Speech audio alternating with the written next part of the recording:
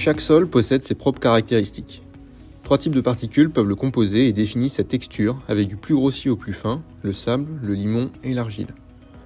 En fonction de la proportion de chaque élément et à l'aide du triangle des textures, on définit un type de sol. Les particules d'argile et d'humus, fractions stables de la matière organique, vont s'associer pour former le complexe argilo-humique. D'un point de vue chimique, ces deux éléments ne devraient normalement pas s'associer ensemble puisqu'ils sont chargés tous deux électronégativement. C'est ici qu'interviennent les cations, éléments chimiques chargés positivement et qui font la liaison entre l'argile et l'humus. Les plus connus sont le Ca2+, K+, Mg2+, mais aussi NH4+, et H+.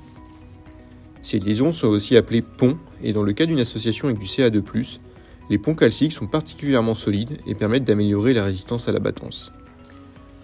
L'activité biologique des sols vient enrober les éléments argile plus humus plus cation dans une colle humique que l'on appelle glomaline, conduisant ainsi à stabiliser le complexe en le rendant résistant à la dégradation, notamment par l'eau. Cette liaison du complexe argilo-humique est principalement réalisée par les vers de terre, mais aussi par d'autres individus comme certains champignons mycorhiziens. La particularité du complexe argilo-humique est qu'il est adsorbant, c'est-à-dire qu'il va pouvoir fixer mais aussi échanger des éléments minéraux avec la solution du sol. Il constitue donc le réservoir de fertilité chimique du sol, c'est ce qu'on appelle la capacité d'échange cationique, ou CEC. Le complexe argilo-humique va aussi être responsable de la fixation des molécules organiques contenues dans les produits de protection des plantes, et rendant inefficaces une fois fixées. C'est la raison pour laquelle, en règle générale, les herbicides racinaires fonctionnent moins bien sur des sols argileux ou riches en matière organique.